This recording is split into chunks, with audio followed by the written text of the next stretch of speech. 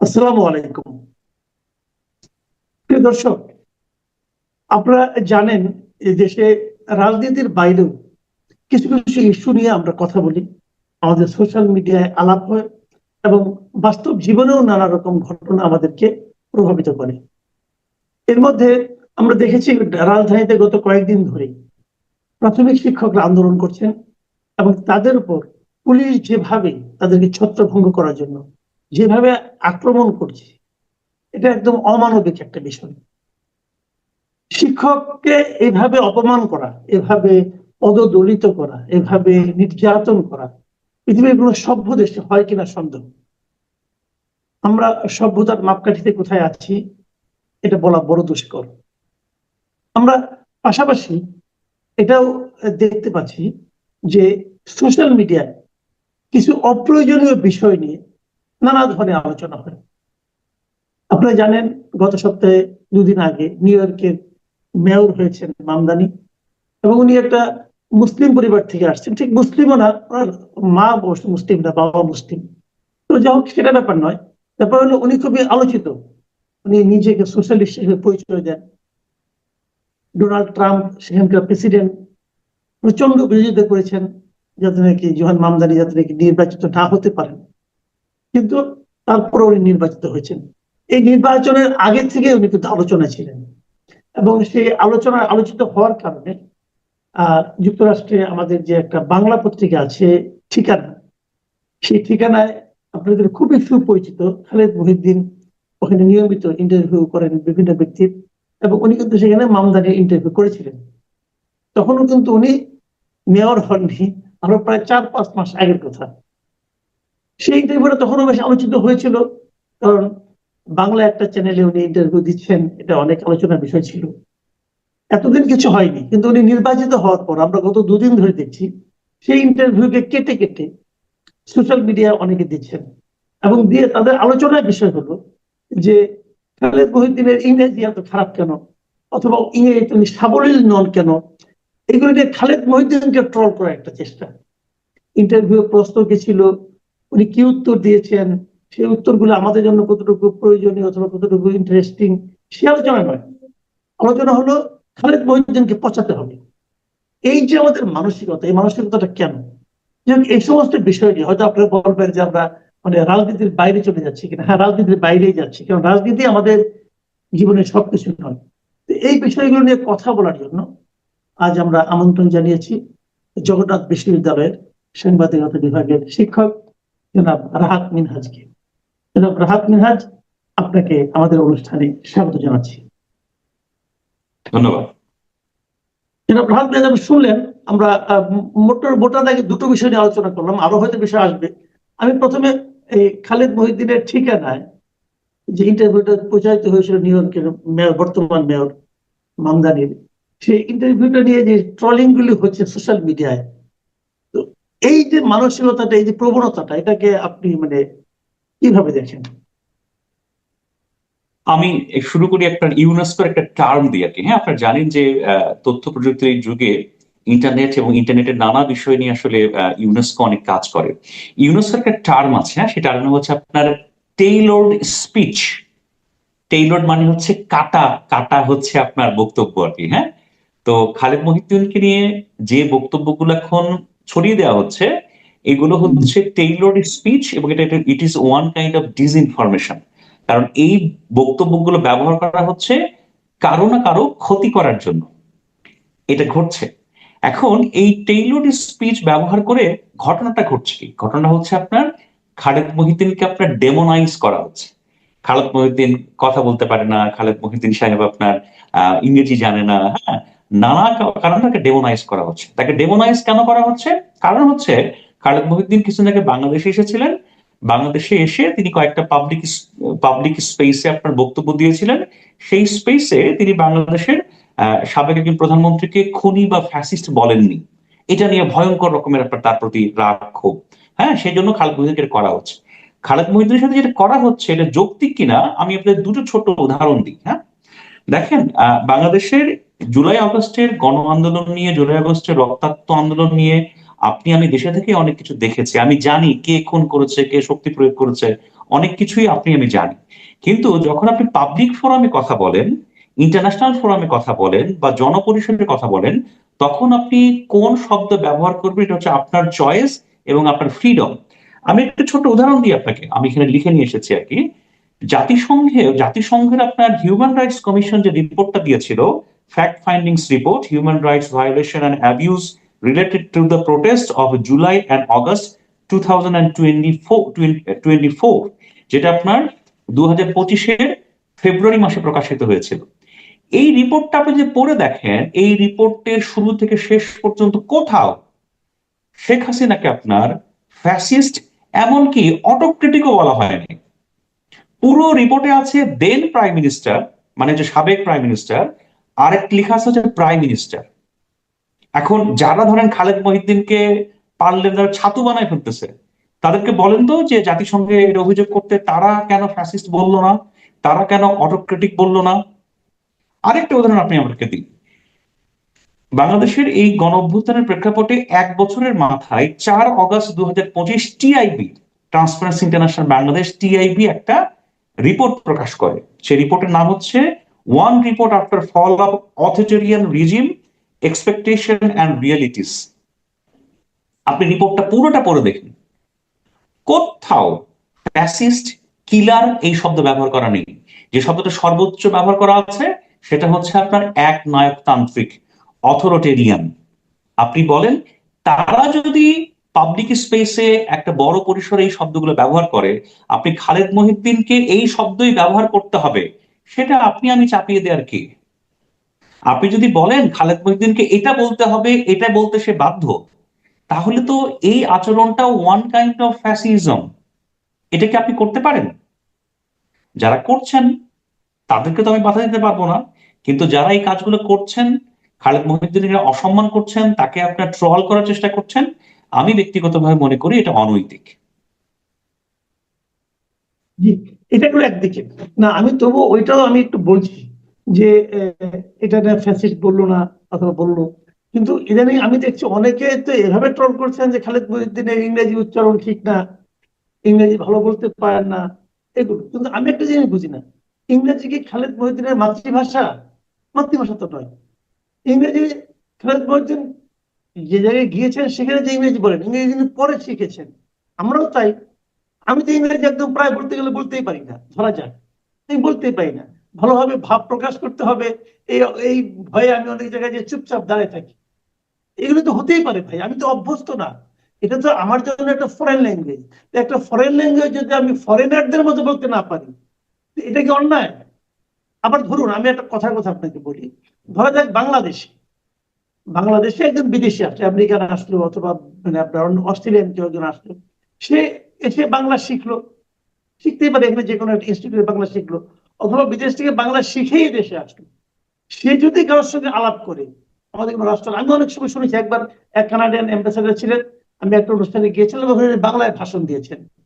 এখন ওটা নিয়ে কিন্তু আমরা খুব উচ্ছ্বসিত, দেখো কানাডা থেকে আসছে কানাডিয়ান লোক, উনি সাদা চামড়ার লোক, বাংলায় ভাষণ দিচ্ছেন, আমরা খুব আনন্দিত।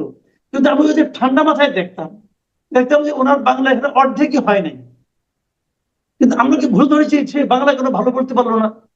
আমার কথা হলো যে ভাষাটা তো মানুষকে বোঝানোর জন্য। খালেদ মহিউদ্দিন একটা ইন্টারভিউ নিয়েছেন, উনি যদি ওনাকে বোঝাতে পেরে থাকেন এবং মামদানি যদি তার যথাযথ উত্তর দিয়ে থাকেন, তাহলে ওনার ভাষা কতটা ফ্লুয়েন্ট, অথবা ওনার ভাষা ইংরেজদের মতো কিনা, আমেরিকানদের মতো কিনা, এটা নিয়ে হাসি ঠাট্টা করার কি আছে বুঝলাম না। আমি আপনাকে ছোট্ট করবো, আপনি ঠিকই বলেছেন। দেখেন, ভাষা কিন্তু আপনার কমিউনিকেশন স্কিল ছাড়া আর কিছু নয়। আপনি যদি মানুষের সাথে যথাযথ কমিউনিকেট করতে পারেন, দিস ইজ দ্য কি, this is the most important thing. এখন কথা হচ্ছে, যারা, আমার ব্যক্তিগত ধারণা, যারা আসলে খালেদ মহিউদ্দিন সাহেবকে নিয়ে এই কাজগুলো করছেন, তাদের মূল লক্ষ্য হচ্ছে আপনার এই ভদ্রলোককে আপনার অপদস্থ করা। ওই যে একটা বাংলা প্রবাদ আছে না, যারে দেখতে নারী তার চলন বাঁকা। তো এইটা ধরেন, এইটা মামদানি সাহেবের কিছু হয়নি, খালেদ মহিউদ্দিন সাহেবের কিছু হয়নি, আপনার আমার গা জ্বালা পোড়া করছে আর কি। এটা তো দরকার নাই। হ্যাঁ, এটা এখন যারা করছেন, আপনি আমি তো তাদেরকে বলে বুঝে তো কিছু করাতে পারবো না, যদি করছেন করুক, তবে এটা উচিত নয়, এটুকু শুধু বলতে পারি আমি। আমি আপনাকে এখানে আপনার কথা একটা জিনিস আমি মাথায় আসলো। দেখেন, এটা আজকে থেকে 5 মাস আগে কিন্তু ঘুরে নিয়েছেন, প্রায় 4-5 মাস আগে। তখন এটা প্রচারিত হয়েছে, আমরাও দেখেছি। তো তখন কিন্তু কিছু বলে নাই। এখন যখন মামদানি সাহেব মেয়র হয়ে গেছে নিউ ইয়র্কের মতো শহরে, এখন নিউ ইয়র্কের মেয়রের সঙ্গে খালেদ মহিউদ্দিন ইন্টারভিউ করছে, এই জিনিসটাই এই লোকগুলো মানতে পারছে না যে নিউ ইয়র্কের মেয়রের সঙ্গে ইন্টারভিউ কেন করবে সে, এত স্পর্ধাটা কি করে হলো। এখন না, না, এখন তার ভুল ধরা শুরু করছে। পোশাক কি ছিল, শার্টের বোতাম কিভাবে লাগানো ছিল, উনি ডান দিকে কাঁধে বসেছেন না বাম দিকে কাঁধে বসেছেন। যদি এই ভদ্রলোক মেয়র না হতেন তাহলে কিন্তু আলোচনা হতো না। মেয়র হয়ে এখন খালেদ মহিউদ্দিন কেন মেয়রের ইন্টারভিউ নিবে, আমি তো সেই পর্যায়ে উঠতে পারলাম। এই যে মানসিকতাটা, আমাদের এই পরশ্রী কাতরতা, এটা কিন্তু আমাদের জাতি হিসেবে আমি মনে করি এটা আমাদের দীনতাকেই প্রকাশ করে। যাই হোক, আপনি কি ভাববেন, আপনি যদি একটু মন্তব্য করেন করেন, না হলে অন্য প্রসঙ্গে আসি। না, আপনি আপনি আপনি ঠিকই বলেছেন, আমি আপনার সাথে দ্বিমত করছি না। আমাদের পরশ্রীর কাতরতা এবং অন্যের ভালো দেখতে না পারার যে আমাদের সহজাত বৈশিষ্ট্য, সেখান থেকে মনে হয় আমরা এখনো বেশি বেরোতে পারিনি। আমরা পরের টপিকে যেতে পারি যদি আপনি সামনের দিকে এগোতে চান। এখন আরেকটা ঘটনা, আমি যেটা প্রথমে বললাম যে ঢাকা শহরে মানে গত দুদিন ধরে শিক্ষক ধর্মঘট নিয়ে কিন্তু খুব আলোচনা হচ্ছে। যে প্রাইমারি স্কুলের শিক্ষক তারা এসেছেন, তাদের কিছু দাবি আছে, তাদের বেতন স্কেল পরিবর্তনের দাবি। এবং এই দাবিটা আমি কিন্তু অনৈতিক মনে করি না, কারণ দেখেন এই বেতন স্কেল তাদের কবে ছিল, আজকে থেকে কত বছর আগে। সেই বেতন দেওয়ার মধ্যে দ্রব্যমূল্য অনেক বেড়েছে, মানুষের জীবনযাত্রা কষ্টকর হয়ে গেছে। এবং তারা সেই দাবিটা করছে, গ্রেড পরিবর্তনের কথা বলছে। তো বলছে তাকে পিটাতে হবে কেন? এই যে পুলিশ পিটিয়েছে, নাকি পুলিশের ইচ্ছায় পিটিয়েছে, নাকি অর্ডার করেছে বলে পিটিয়েছে? কারা অর্ডার করেছে? সরকারের কে অর্ডার করেছে? এই সরকারটা কে? এই সরকারটা কোথা থেকে আসছে? এটা কি আকাশ থেকে আসছে, আসমান থেকে আসছে? এখন এই সরকারের যে মানসিকতা, এই দেশের জনগণের প্রতি, শিক্ষকদের প্রতি, এই মানসিকতাটাকে আপনি কিভাবে দেখবেন আসলে?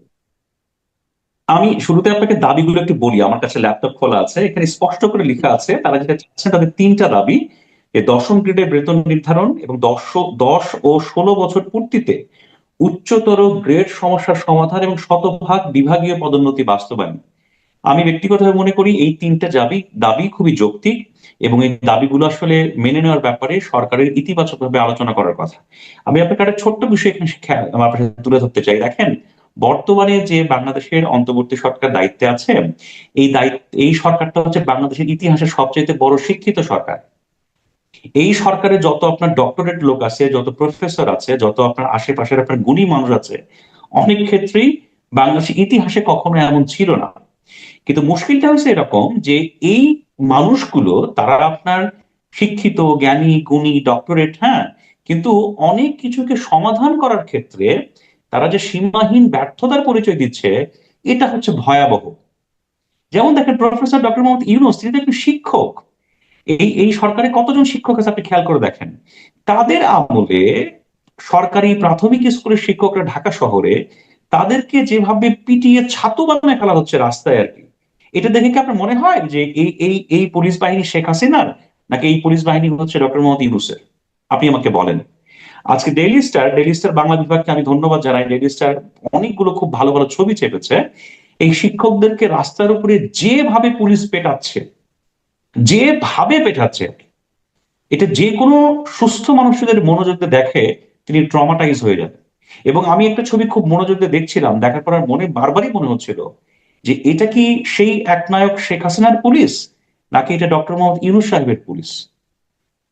এটা আমাকে খুব হতাশ করেছে। এর চাইতে দুঃখজনক আর কোনো কিছু হতে পারে না। জি, আপনি আরেকটা জিনিস দেখবেন, এই যে আন্দোলনটা কথা বলছি, পাশাপাশি আরেকটা আন্দোলনও কিন্তু আমরা দেখছি যে নির্বাচন কমিশনের সামনে আমরা দেখছি যে এক ভদ্রলোক, তারেক রহমান তার নাম, মোহাম্মদ তারেক রহমান, উনি আম জনতা পার্টি না আম জনতা দল এরকম একটা নাম দিয়ে একটা দল করেছেন, এবং ওনার দলকে নিবন্ধন দেওয়া হয়নি, এবং নিবন্ধন পাওয়ার দাবিতে উনি অনশন করছেন, আমরণ অনশন করবেন।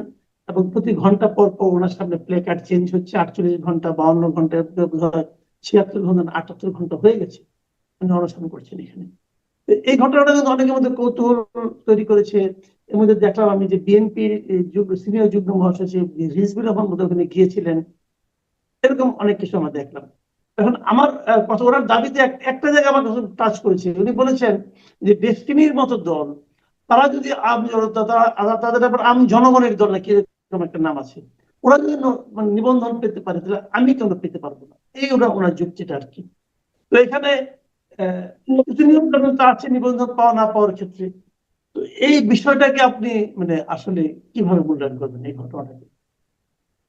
না দেখেন, এই ভদ্রলোক ইনি কিন্তু নানা ক্ষেত্রে ক্রিটিক্যাল বলতে ইনি অনেক ক্ষেত্রে ডক্টর মোহাম্মদ ইউনূসের প্রতি ক্রিটিক্যাল, অনেক সময় এনসিবির প্রতি ক্রিটিক্যাল। হ্যাঁ, এখন বর্তমান যারা হচ্ছে আপনার পাওয়ার হোল্ডার, তাদের অনেকের বিরুদ্ধেই তিনি কিন্তু খুবই আপনার কি বলবো যে খুবই আপনার অনেক উচ্চ স্বরে অনেক হচ্ছে সত্য কথা বলে ফেলেন। হ্যাঁ, এটা অনেকেরই অপছন্দ কিনা এবং তার প্রেক্ষাপটেই তার আপনার এই আপনার নিবন্ধন পেতে আপনার বাধা তৈরি হচ্ছে কিনা, এটা তো একটা গুরুত্বপূর্ণ প্রশ্ন। কারণ এই এই সময়ে এতগুলো দল আপনার আহ নিবন্ধন পেল, অনেকগুলো দল আপনার নির্বাচনের জন্য প্রস্তুতি নিচ্ছে, যে দলগুলোর নানা বিষয়ে নানা ধরনের আপনার প্রশ্ন আছে। সেই প্রশ্নের বাইরে এই ভদ্রলোক তারেক সাহেবের যে এই এই দলটা বা তারেক সাহেব, তাকে তো আমরা খুব ভালো করে চিনি। তিনি রাস্তায় জুলাইয়ের আন্দোলন করা একজন যোদ্ধা বা একজন আপনার আন্দোলনকারী। তাকে কোন বিবেচনায় আসলে তার নিবন্ধনটা দেয়া হচ্ছে না, এটা এটা আসলেই হচ্ছে আপনার একটা একটা একটা সন্দেহজনক বিষয় আর কি। আমার মনে হয় সরকারের তাকে নিবন্ধনটা দেওয়া উচিত। যদি নিবন্ধন প্রক্রিয়ায় কোনো আপনার ত্রুটি থাকে, অর্থাৎ কাগজে কলমে কোনো ত্রুটি থাকে, সেটা সমাধান করা তো ভাই কঠিন কিছু নয়। আপনি চাইলে একদিনের সমাধান করতে পারেন। আপনার সাথে আমি কথা বলছি এখন মধ্যরাত, আমার হয়তো রেকর্ডিং দিনের বেলা প্রচার হবে, কিন্তু এই মধ্যরাতের মধ্যে ওই খোলা আকাশের নিচে আপনি একটা ছেলে আপনার এত ঘন্টা ধরে আপনার অনশনে আছেন, এটা তো ভালো কিছু নয় রে ভাই। এটা সমাধান করা উচিত, দ্রুত করা উচিত। না, এটা আমারও তাই কথা, কিন্তু আলোচনা হোক। কারণ একটা জিনিস হলো কি, তাহলে এখন তারা কি চায়? তারা দেখতে চাচ্ছে যে সে কখন না খেয়ে থাকতে থাকতে রণে ভঙ্গ দেয়, এটা? নাকি তারা দেখতে চাচ্ছে যে না খেয়ে থাকতে থাকতে সে অসুস্থ হয়ে যাবে, তারপর তাকে অ্যাম্বুলেন্স দিয়ে হাসপাতালে নেওয়া হবে, এটা দেখতে যাচ্ছে? নাকি তারা দেখতে যাচ্ছে যে না খেয়ে থাকতে থাকতে তার প্রেশার মানে ফ্ল্যাকচুয়েট করতেছে, এখন সে মারা যাবে, এটা দেখতে যাচ্ছে? আমি এই জিনিসটা বুঝি না। একটা মানে প্রতিষ্ঠান হোক, সরকার হোক, কারো না কারো তো দায়িত্ব নেওয়া উচিত। তারা চুপচাপ সবাই বসে আছে যাতে নাকি কারো কিছু যায় আসে না। মানে আমার কাছে মনে হচ্ছে কি, যে আমাদের কি স্নায়ুগুলি সব ভোতা হয়ে গেছে? আমাদের রাষ্ট্রের কি স্নায়ুতন্ত্র ভোতা হয়ে গেছে? আমি জানি না। যাই হোক, জনাব রাহাত মিনহাজ, আপনাকে অনেক ধন্যবাদ এবং কৃতজ্ঞতা যে আমাদের সঙ্গে আজকে আপনি যুক্ত হয়েছেন। প্রিয় দর্শক, আপনারাও শুনলেন বিভিন্ন বিষয়ে রাহাত মিনহাজের মানে খোলামেলা আলোচনা। গণভোট নিয়ে শেষ মুহূর্তের নাটকীয়তা, আর কয়েকদিনের মধ্যে নাটকীয়তা শেষ হয়ে যাবে। আসছে বৃহস্পতিবার পর্যন্ত নাটকীয়তা, বৃহস্পতিবারের পর আর কোনো নাটকীয়তা থাকবে না, দফা রফা হয়ে যাবে। এবং আপনারা দেখবেন যে ইতিহাসের পাতায় নাম লেখাবেন ইউনূস নিজেই নিজের নাম। সুযোগ ছিল কালেকটিভলি সবাই মিলে হিরো হওয়ার সুযোগ ছিল। বিএনপি, জামাত, সব দল মিলে আমরা ইতিহাসের পাতায় স্থান করে নিতে পারতাম, নাম লেখাতে পারতাম। কিন্তু না, এখন যেটা ঘটতে যাচ্ছে, শেষ মুহূর্তের নাটকীয়তার কারণে ইতিহাসে হিরো হবেন প্রফেসর ইউনূস একা, বিএনপি জামাত না।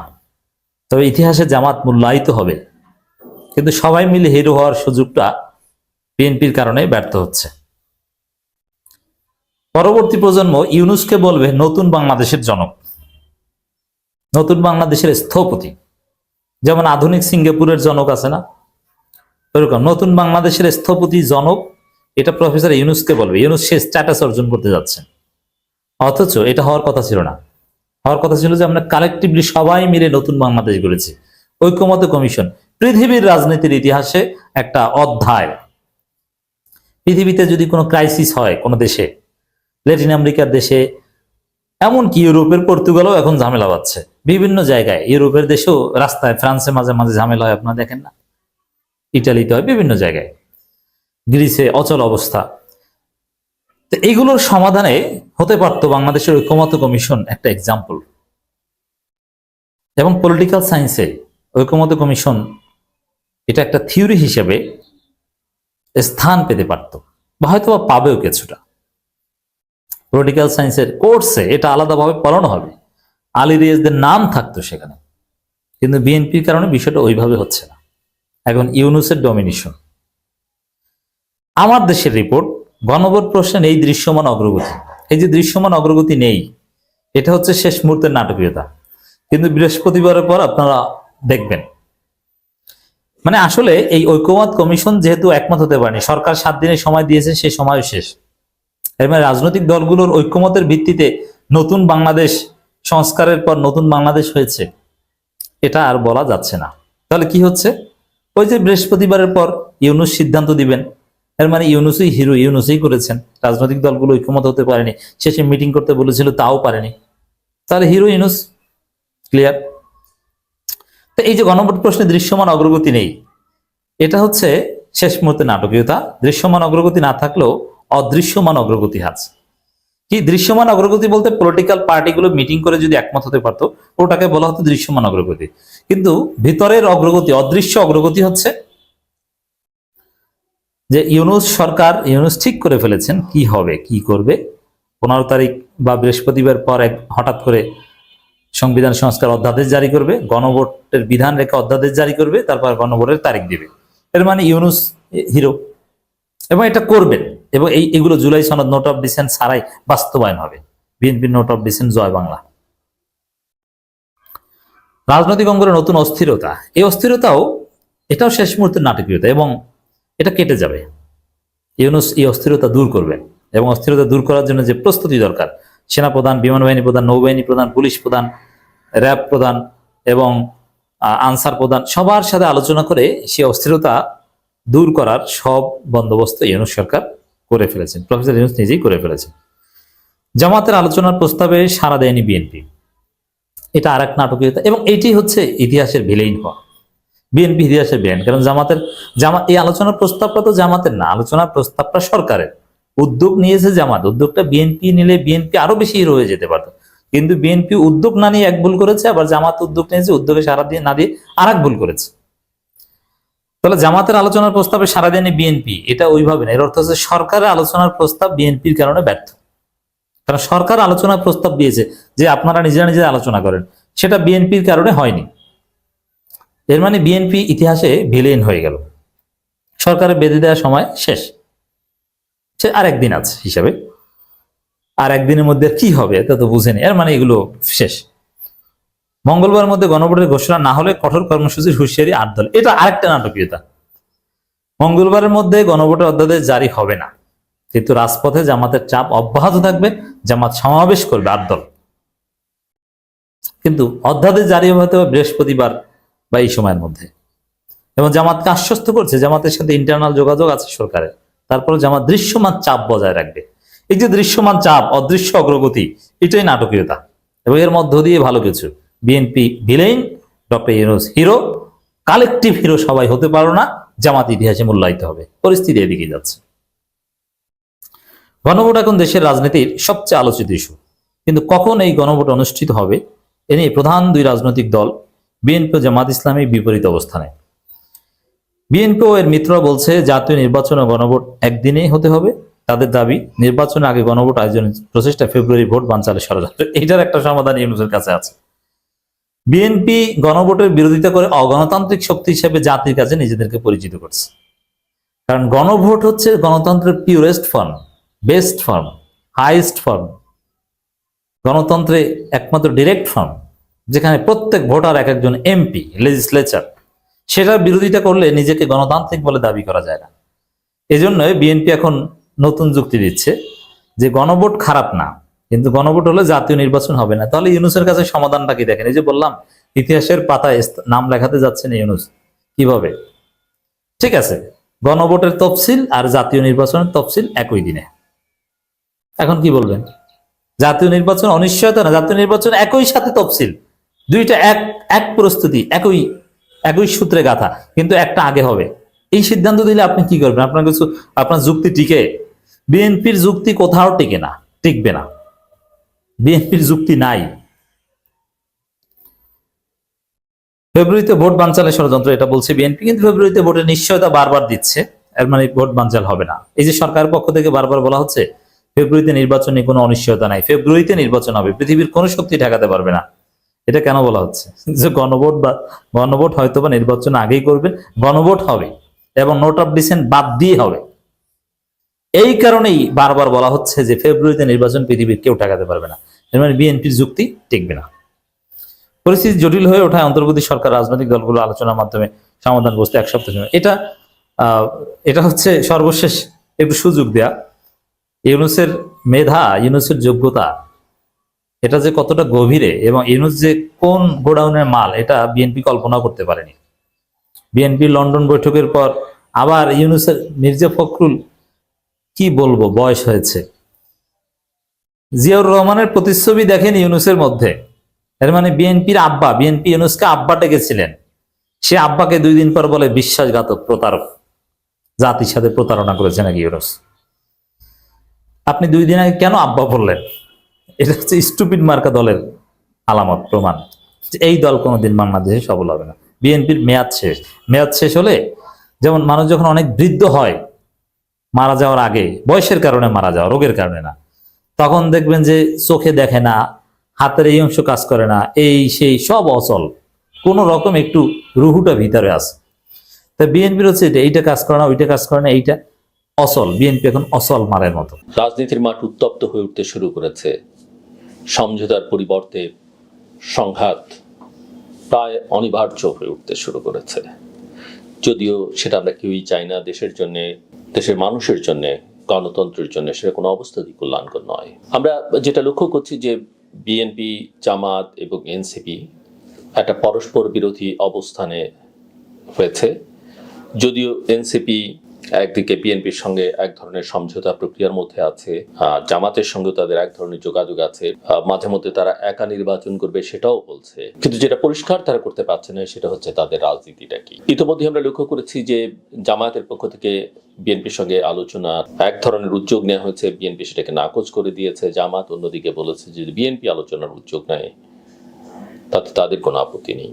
বিএনপির দিক থেকে বিএনপির অবস্থান অত্যন্ত পরিষ্কার। তারা যেটা বলবার চেষ্টা করেছে যে ঐকমত্য কমিশনের যেটুকু তাদের প্রস্তাব, যে সমঝোতা, যে ঐকমত্য তারা প্রতিষ্ঠা করেছিলেন, ঐকমত্য কমিশন শেষ পর্যন্ত তাদের সুপারিশের মধ্যে বা তাদের রিপোর্টে সেখান থেকে অনেকখানি সরে গেছে এবং এর মধ্য দিয়ে তারা এটাও বলছেন যে ঐকমত্য কমিশন এবং সরকার তাদের সঙ্গে প্রতারণা বা বিশ্বাসঘাতকতা করেছে।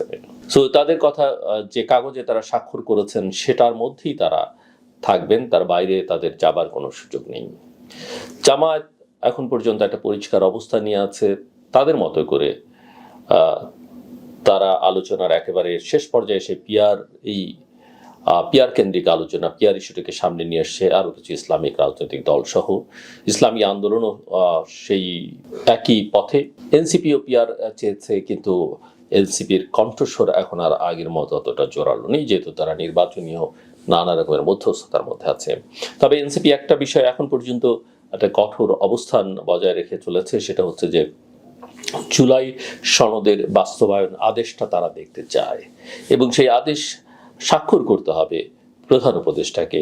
যদিও কোনো ধরনের অর্ডিন্যান্স বা আদেশ প্রধান উপদেষ্টা বা প্রধানমন্ত্রী করতে পারেন কিনা, যেখানে একটা সাংবিধানিক সরকার আছে এবং এই সরকারকে সংবিধানের আওতার মধ্যে একটা সরকার হিসেবে বিবেচনা করা হয়, কিন্তু এনসিপির সেটা দাবি। জামাত পিয়ার নিয়ে অনড়, তার চেয়ে বেশি অনড় তারা গণভোটের দাবি নিয়ে এবং এই জুলাই সনদ দেশের মানুষ অনুমোদন করে কিনা সেটার জন্য তারা একটা গণভোট চাইছে। যদিও এর টেকনিক্যাল বা সায়েন্টিফিক দিক নিয়ে বিতর্ক করবার যথেষ্ট সুযোগ রয়েছে। যে ধরনের গণভোটের কথা বলা হয়েছে, যে গণভোটে বিএনপিও রাজি যদি সেটা জাতীয় সংসদ নির্বাচনের দিনে হয়, আর জামাত তো আগেই চাইছে।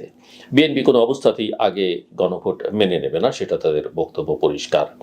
এবং জামাত আবার একথাও বলছে, নানা রকমের কথা তারা বলছে, ওদিকে হাত বা আঙুল বাঁকা করবার কথা বলছে, ঢাকা শহরকে অচল করে দেবার কথা বলছে, অনেক কথা তারা বলছে।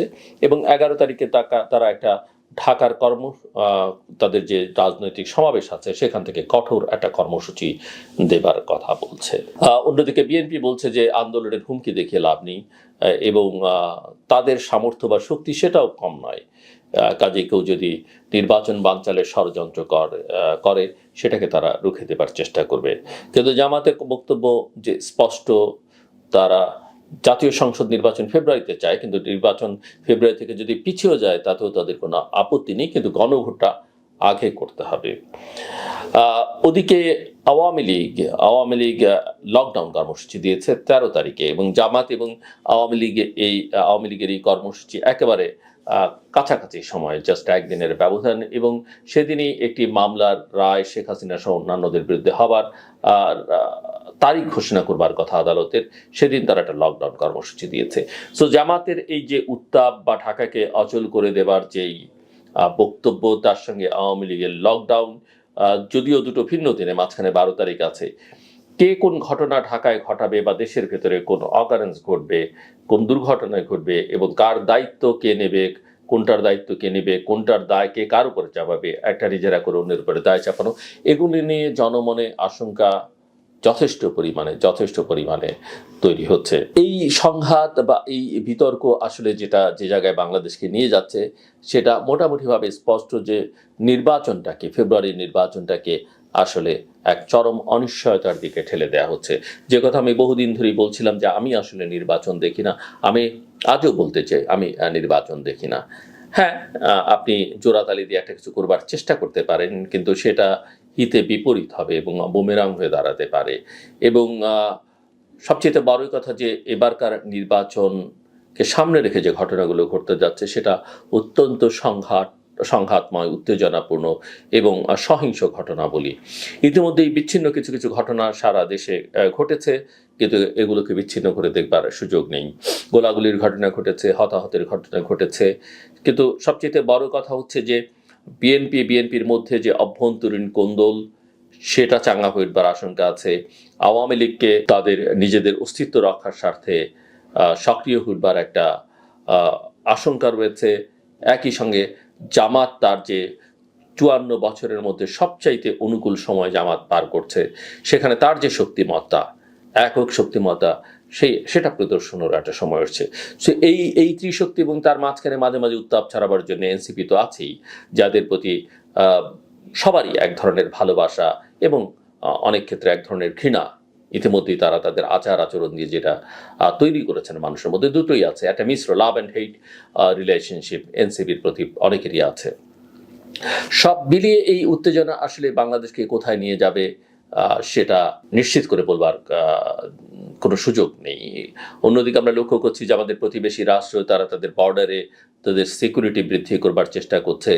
তারা একটু কড়া ভাষায় আবার কথাবার্তা বলবার শুরু করেছে, যেটা গত 1 বছর তারা বলেনি। এর পাশাপাশি যে বিতর্কটা ধীরে ধীরে চাঙ্গা হতে শুরু করেছে, যে বিএনপির এত আগে নমিনেশন দেওয়াটা ঠিক হয়েছে কিনা এবং তাতে তার দলীয় শৃঙ্খলা সে কতখানি অটুট রাখতে পারবে, সেটা নিয়ে একটা বড় বিতর্ক তৈরি হয়েছে। বিএনপি সংস্কারের কথা বলছে, অনেক কথা বলছে, কিন্তু একটা জায়গায় অনেকেরই খটকা লেগেছে যে বিএনপির নারীদের মনোনয়নের ক্ষেত্রে বিএনপি একটা বড় কার্পণ্য দেখেছে বলে মনে হচ্ছে। এটা 5% হয়নি যে 237 জনের মধ্যে 10 জনকে মনোনয়ন দিয়েছে, এবং 10 জনের মধ্যে প্রায় 10 জনই বলা যেতে পারে বা যে পারিবারিক সূত্র ধরে, কারো বাবা কারো স্বামীর সূত্র ধরে তারা মনোনয়ন পেয়েছেন। রাজনৈতিকভাবে তারা অনেকেই সক্রিয় ছিলেন, নেতৃত্বে ছিলেন, এবং আরেকজন যেমন সানজিদা তুলির কথা বলা যেতে পারে, সেটাও একটা ভাইয়ের সূত্রে, যে ভাই গুম হয়ে যাওয়ার কারণে তিনি একসময় একটা আন্দোলন তৈরি করেছিলেন মায়ের ডাক নামে একটা সংগঠনের মধ্য দিয়ে, কিন্তু সেখানে একটা ভাইয়ের সূত্র কেউ খুঁজবার চেষ্টা করছেন। এর বাইরে আসলে যদিও এদের মধ্যে অনেকেরই নিজ নিজ গুণাবলিতেও তারা সামনে চলে এসছেন, সেটা অস্বীকার করবার সুযোগ নেই, কিন্তু মাঠে ঘাটে রাজপথে বিএনপির অনেক নারী সদস্য সক্রিয় ছিলেন বিগত বছরগুলোতে। টেলিভিশনের পর্দায় অনেক সময় অনেককে কথা বলতে পাওয়া যায়নি, কিন্তু এই নারী সদস্যদের পাওয়া গেছে। তারা অনেক ক্ষেত্রেই হতাশ হয়েছেন এবং বঞ্চিত হয়েছেন। সংখ্যালঘু বলতে আমরা কাউকেই বলতে চাই না, কিন্তু ধর্মীয় সংখ্যালঘু হিসেবে যারা আছেন, সেই সম্প্রদায়ের মানুষদের মনোনয়নের ক্ষেত্র প্রপোর্শনেটলি এটা কতখানি হয়েছে, যদিও নির্বাচন মানেই হচ্ছে যে জিতবে তাকেই মনোনয়ন দেওয়া হবে, এর বাইরে অন্যকে, কারণ নির্বাচনটা অনেকটা ব্যাটেল বা ওয়ারের মতো। তো সেই ক্ষেত্রে এই যুদ্ধে জেতার জন্য যিনি জিতবেন তাকেই মনোনয়ন দেওয়া হয়, কিন্তু তারপরে অনেক কিছু অনেক কনসিডারেশন থাকে। সেই কনসিডারেশন থেকে নৃতাত্ত্বিক জনগোষ্ঠী বা অন্য ধর্মাবলম্বীদের যে পরিমাণ মনোনয়ন দিয়েছে, সেটা সন্তোষজনক কিনা, সেটা নিয়ে একটা বিতর্ক তৈরি করবার চেষ্টা আছে, সুযোগও আছে। তো এই জায়গায় যেহেতু বাকি সিটগুলোতেও এখন অনেকেই বলতে পারে যে যুদ্ধে জেতার প্রশ্নই যদি হতে, নির্বাচনে জেতার প্রশ্নই যদি ওঠে, তাহলে অথবা কেন অন্যদেরকে কনসিডার করতে হবে, তাহলে শরিকদের যে বিবেচনায় কনসিডার করা হচ্ছে, যে প্রায় সবাই এক বাক্যে বলেন যে বিএনপি শরিকরা আসলে নিজ নিজ প্রতীক নিয়ে, বিএনপি যদি সেখানে কোনো প্রার্থী নাও দেয়, তাদের পক্ষে যেটা আসলে সম্ভব হবে না। কাজে এই বিষয়গুলো মাথায় রেখেই আসলে ব্যালেন্স করতে হলে সকল ক্ষেত্রে করতে হবে, ব্যালেন্স না করতে হলে জেতার জন্য যেটা করা উচিত সেটাই করতে হবে। সো এটা আমরা দেখব বটে। বিএনপি ট্রেনে উঠেছে নির্বাচনের এবং তারা বিশ্বাস করছে যে ট্রেন গন্তব্যে পৌঁছবে, কিন্তু সবসময় দুর্ঘটনার কথাও মাথায় রাখতে হয় এবং সেটা মাথায় রেখে এক ধরনের প্রিকশনও রাখতে হয়। ট্রেন যেন লাইনচ্যুত না হয়, ট্রেনে যেন দুর্ঘটনা না ঘটে এবং সেই দুর্ঘটনা যেন অনেক ক্যাজুয়ালিটি না হয়, সেটা আমাদের সকলের প্রত্যাশা থাকবে। আমরা কেউই চাই না যে গণতন্ত্রের এই যাত্রা ব্যাহত হোক কোনোভাবেই। তবে ব্যাহত হবার অনেক রকমের আশঙ্কা আছে, অনেক রকমের এলিমেন্ট ইতিমধ্যেই সমাজে, রাষ্ট্রের মধ্যে ঢুকে পড়েছে। সেটা কিভাবে প্রতিহত করা যাবে সেটা নিয়ে আসলে আমাদের রাজনৈতিক নেতৃত্বের এবং নাগরিক সমাজের এবং সরকারেরও ভাবা। বিজ্ঞানের সর্বকালের সর্বশ্রেষ্ঠ বিজ্ঞানী আলবার্ট আইনস্টাইন বলেছিলেন, জ্ঞানের থেকেও কল্পনা শক্তি অনেক বড়। ডক্টর ইউনূস কি কল্পনা শক্তির জোরেই ভারতের সাথে যুদ্ধ করতে চাচ্ছে? ডক্টর ইউনূস কি কল্পনা শক্তির জোরেই বাংলাদেশ আওয়ামী লীগকে কার্যক্রম নিষিদ্ধ করে এভাবে কোণঠাসা করে রাখতে চাচ্ছে? যদি তিনি সেটা মনে করেন আইনস্টাইনের থিওরি অনুযায়ী যে কল্পনা শক্তি দিয়েই আমি আওয়ামী লীগকে কোণঠাসা করে রাখবো, ভারতের সাথে যুদ্ধ করে জয়লাভ করব, এটা কিন্তু কল্পনাতেই বাস্তবায়িত হবে, বাস্তবতার সাথে কোনো মিল নেই। কারণ আইনস্টাইন তিনি উল্লেখ করে বলেননি যে জ্ঞানের থেকে কল্পনা শক্তি সকল ক্ষেত্রে প্রযোজ্য। রাজনীতিক ক্ষেত্রে এবং জিও পলিটিক্সের ক্ষেত্রে এই কল্পনা শক্তি কোনো কাজ দিবে না ডক্টর ইউনূসকে। এখানে জ্ঞানের শক্তির প্রয়োজন আছে, মাথা খাটাতে হবে। ভারতের সাথে কল্পনা শক্তি দিয়ে কল্পনার মধ্যেই জিততে পারবেন। আর বাংলাদেশের রাজনীতিতে কল্পনা শক্তি দিয়ে আওয়ামী লীগের রাজনীতিকে এভাবে দমিয়ে রাখা যাবে না এবং আওয়ামী লীগের রাজনীতি কার্যক্রম এভাবে বেশি দিন বন্ধ রাখাও যাবে না। বাংলাদেশের রাজনীতি এবং জিও পলিটিক্স বুঝতে হলে জ্ঞানের শক্তি প্রয়োজন, মাথা খাটাতে হবে। জিও পলিটিক্স এবং বাংলাদেশের রাজনীতি সুদের ব্যবসার মতো নয়। আমি নোবেল লরিয়েট সে কারণে বিশ্ব রাজনীতি এবং আঞ্চলিক রাজনীতি বুঝবো সেটাও নয়। প্রত্যেক মানুষের আলাদা আলাদা বিষয়ে জ্ঞান থাকে এবং প্রত্যেক মানুষ আলাদা আলাদা বিষয়ে পারদর্শী হয়। কেউ রাজনৈতিক বিষয়ে খুবই পারদর্শী হয়, কেউ বিজ্ঞানের বিষয়ে খুব পারদর্শী হয়, কেউ রাষ্ট্র বিষয়ে পারদর্শী হয়, কেউ সংবিধান বিষয়ে পারদর্শী হয়। এক এক মানুষ এক এক বিষয়ে পারদর্শী হয়। ডক্টর ইউনূস সুদের বিষয়ে পারদর্শী, ডক্টর ইউনূস রাজনৈতিক বিষয়ে পারদর্শী না। উনি যতই মেধাবী হোক, উনি যতই কল্পনা শক্তি কাজে লাগাক, উনি যতই জ্ঞানের শক্তি কাজে লাগাক, তবুও বাংলাদেশের রাজনীতিতে এবং বিশ্ব রাজনীতিতে তিনি পারদর্শী হতে পারবেন না। সে কারণেই ভারতের প্রতিরক্ষা মন্ত্রী রাজনাথ সিং ডক্টর ইউনূসকে হুমকি দিয়ে বলেছেন, আপনার মুখে লাগাম লাগান, তা না হলে আমরা যে কোনো মুহূর্তে বাংলাদেশের উপর হস্তক্ষেপ নিব। ভাই, আমার মুখ আছে, আমি নোবেল লরিয়েট, আমি এখন একটা দেশের প্রধান উপদেষ্টা, মুখ দিয়ে যা কিছু তা বলে দিতে পারি না। আমি কোনো দেশকে ছোট করে কথা বলতে পারি না। আমার যতটুকু ওজন, আমার দেশের যতটুকু ক্ষমতা, আমি সে অনুযায়ী কথা বলতে হবে। আমি ছাগলের লাদি হয়ে আমি শেখ সাদির সাথে তুলনা করে লাভ নাই। আমি চকির তলা হয়ে আমি আগরতলার চিন্তা করে লাভ নাই। কথা বুঝতে পেরেছেন? সেটাই কিন্তু ভারতের প্রতিরক্ষা মন্ত্রী রাজনাথ সিং এই সুদি ইউনূসকে মনে করিয়ে দিয়েছে যে লাগাম রেখে কথা বলুন। তিনি ভারতকে হুমকি দিয়েছে 7 সিস্টার্স দখল করবে। শুধু তাই না, ভারতের ম্যাপ নিয়ে ছেলে খেলা খেলেছে। ভারতের কিছু অংশ বাংলাদেশের ম্যাপের সাথে জড়িয়ে পাকিস্তানের ঊর্ধ্বতন সেনা কর্মকর্তার হাতে গিফট দিয়েছে। আর বিভিন্ন জায়গায় গিয়েছে এই ম্যাপটাই অনেক রাষ্ট্রপ্রধানকে গিফট দিয়েছে। তখনও কিন্তু ভারতের প্রতিরক্ষা মন্ত্রী এবং ভারতের পররাষ্ট্রনীতি থেকে অনেক বক্তব্য দেওয়া হয়নি এবং এত হুঁশিয়ারি দেওয়া হয়নি। কিন্তু এখন দেখতে পাচ্ছে একে তো বাংলাদেশে ভারতের আধিপত্য একেবারে ছিন্ন বিচ্ছিন্ন করে দিচ্ছে ডক্টর ইউনূস সরকার, এবং তারপরে বাংলাদেশ আওয়ামী লীগকে রাজনীতি করতে সুযোগ দেওয়া হচ্ছে না, এবং শেখ হাসিনা যাতে দেশে ফিরে যেতে পারে সেটারও কোনো পরিস্থিতি তৈরি হচ্ছে না। তৃতীয়ত, ভারতকে হুমকি দামকি দেওয়া হচ্ছে, ভারতের বর্ডার লাইনের মধ্যে যুদ্ধ অবস্থা তৈরি করছে পাকিস্তানের সহায়তা নিয়ে। সেই কারণে ভারত কিন্তু অ্যাগ্রেসিভ মুভমেন্ট অনেক আগে থেকে শুরু করে দিয়েছে। ভারত 3 বাহিনীর একসাথে যৌথ মহড়া দিয়েছে এবং চিকেন নেক নাকি 30 থেকে 32 কিলোমিটার আরো বাড়িয়ে নিয়েছে, এবং সেনা ছাউনিও গতকালকে শুনেছি 2টা তৈরি করে ফেলেছে অলরেডি বাংলাদেশ সীমান্তে এবং পাকিস্তান সীমান্তের ওইদিকেও, এবং বাংলাদেশ সীমান্তে নাকি আরো একটি ছাউনি বাড়িয়ে তৈরি করেছে, মানে মোট 3টি। ওইখানে প্রায় সেনা সমাগম করছে, 1 লক্ষ সেনার মতো সমাগম অলরেডি করে ফেলেছে, আমি শুনতে পেয়েছি 2 থেকে 2.5 লক্ষ সেনাবাহিনীর সমাগম অলরেডি করবে বাংলাদেশ সীমান্তে। তার মানে সম্পূর্ণরূপে ভারত বাংলাদেশ সীমান্তে প্রস্তুতি নিয়ে বসেছে। ভারত বোঝাতে যাচ্ছে একে তো মুখের লাগাম টেনে এতদিন কথা বলার নাই, সেটা শিক্ষা দেওয়া হবে। দ্বিতীয়ত আওয়ামী লীগের রাজনীতি বাংলাদেশে যাতে করতে পারে সেটারও পরিস্থিতি তৈরি করতে হবে, এবং আওয়ামী লীগকে সহ বাংলাদেশে নির্বাচন হতে হবে। তা না হলে 2-4 মিলিয়ে সকল কিছু ভোগ করতে হবে এই সরকারকে। এই সরকারকে ভোগ করতে হবে মানে কি বাংলাদেশ সকল জনগণ ভোগ করবে? ভুল কথা। বাংলাদেশের এখন 60 থেকে 70% মানুষই চাই বাংলাদেশের মধ্যে একটি ইনক্লুসিভ নির্বাচন হোক সকল দলের অংশগ্রহণে, এবং শেখ হাসিনা দেশে ফিরে আসুক, এবং আওয়ামী লীগের রাজনীতি বাংলাদেশে সচল হোক। তাহলে 60 থেকে 70% মনের কথা যেটা, সেটাও ভারত চাচ্ছে, সেটার কারণে হস্তক্ষেপ হবে। তাহলে 20 থেকে 30% মানুষ কি চাই না চাই, গায়ের জোর আছে, যা কিছু করবে সেটা হতে দেয়া যাবে না বাংলাদেশে পাকিস্তানের সহায়তায় এবং আমেরিকার সিআইএ সহায়তায়। এখন আমেরিকা সিআইএ ডক্টর ইউনূসকে কি সহায়তা করবে? অলরেডি এখন ভারত সহায়তা করতে হবে আমেরিকাকে। আমেরিকা এখন অর্থনীতি দুর্বল হয়ে যাচ্ছে। আমেরিকা বিভিন্ন জায়গায় এখন চাকরিজীবীদের বেতন দিতে পারছে না, খানার সংকট, এত পরিমাণ সব জায়গায় যুদ্ধ লাগিয়ে দিয়েছে, সকল জায়গায় ডলার ঢালতে তাদের দেশের মানুষের চাকরিজীবীদের বেতন দিতে পারছে না। ইউক্রেনের মধ্যে কত বছর ধরে রাশিয়ার সাথে যুদ্ধ চালিয়ে যাচ্ছে, এখানে কত $মিলিয়ন ব্যয় করেছে, হিসাব আছে। আমেরিকা আফগানিস্তানের মধ্যে যুদ্ধ করেছে, কত $মিলিয়ন ব্যয় করেছে, হিসাব আছে।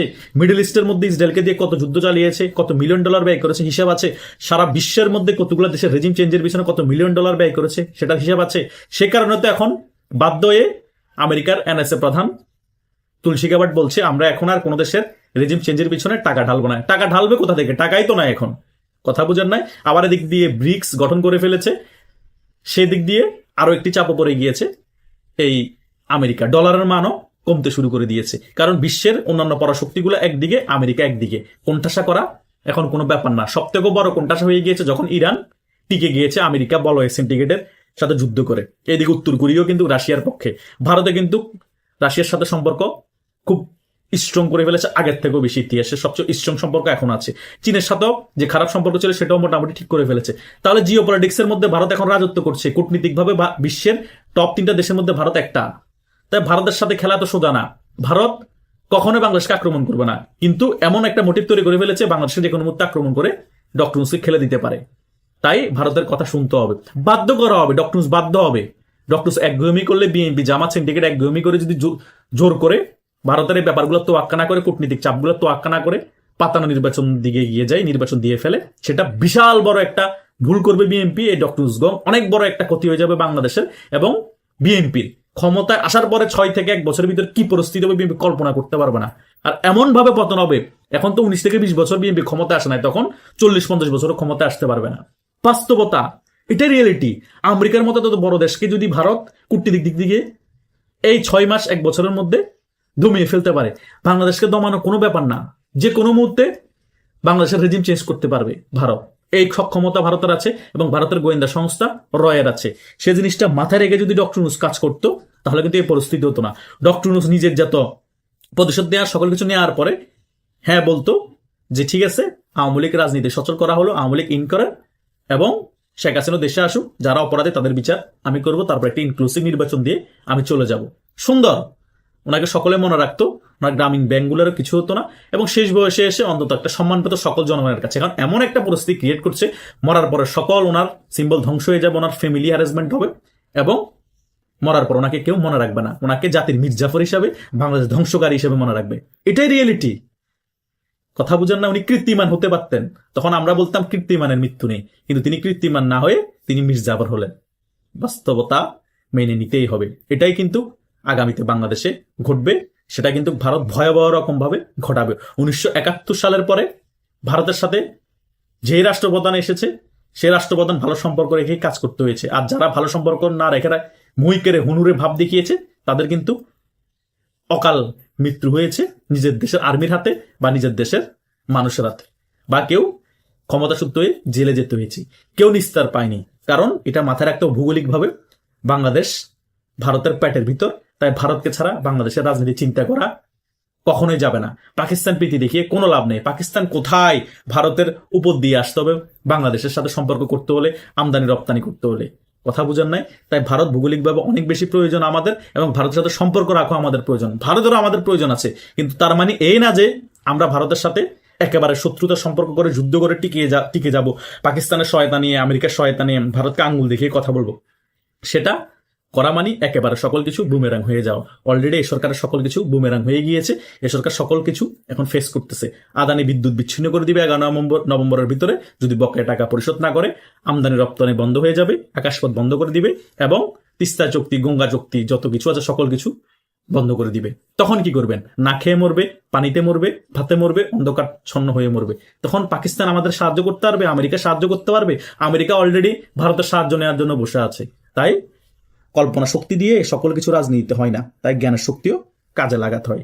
সেটা যদি এখন লাগান ডক্টর ইউনূস, এখনো সময় আছে। আর তা না হলে ডক্টর ইউনূসও মরবে, সাথে বিএনপি জামাতকে নিয়ে একেবারে বঙ্গোপসাগরে ভেসে যাবে, কেউ রক্ষা করতে পারবে না। ফেব্রুয়ারি যতই ঘনিয়ে আসছে, বাংলাদেশে আগামী নির্বাচনের চেহারাটা কেমন হবে সেটা যেন ধীরে ধীরে স্পষ্ট হয়ে যাচ্ছে। আর আমি বিস্ময়ের সঙ্গে লক্ষ্য করছি যে ক্ষমতায় যাওয়ার জন্য রাজনৈতিক দলগুলো মানে কতটা তাদের চরিত্র পরিবর্তন করতে পারে সেটা আমি দেখছি বিস্ময়ের সঙ্গে। দেখুন, কয়েকটা ঘটনা বলি তাহলে বুঝতে পারবেন। কয়েকদিন আগে 4 তারিখে, আজকে 9 তারিখ, 5 দিন আগে উত্তরায় এই গণ আন্দোলনের সময় যে নিহত হয়েছিলেন মীর মাহফুজুর রহমান মুগ্ধ, তারই যমজ ভাই মীর মাহবুবুর রহমান স্নিগ্ধ, তিনি 4 তারিখে বিএনপিতে জয়েন করলেন। এবং বিএনপিতে সেই যোগদানের কালীন যে দৃশ্যটা আমরা দেখলাম, সেখানে বিএনপির মহাসচিব ছিলেন, এবং অনলাইনে তারেক রহমান সাহেবও সেই দৃশ্যের সাক্ষী হয়েছেন, এবং উনি সেখানে যোগ দিলেন। কোনো সন্দেহ নেই যে মীর মুগ্ধ যিনি মারা গিয়েছিলেন, তিনি আমাদের এই গণ আন্দোলনের একটা আইকনে পরিণত হয়েছিলেন। সবাই এই নামটা এখন জানেন, কিন্তু সেই নামের যে ব্যক্তি যিনি নিজের জীবন দিয়েছেন, তারই যমজ ভাই তিনিও কিন্তু একটা গুরুত্বপূর্ণ ক্যারেক্টার হয়ে দাঁড়িয়েছিলেন।